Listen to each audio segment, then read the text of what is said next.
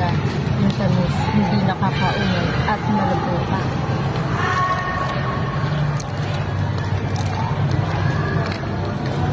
Nice! Crispy delicious, manamis-namis, pang merienda ng mga Pinoy. So yummy! Wow! Tulad din yan sa love. Nararamdaman mo talaga yung happiness, kilig, excitement.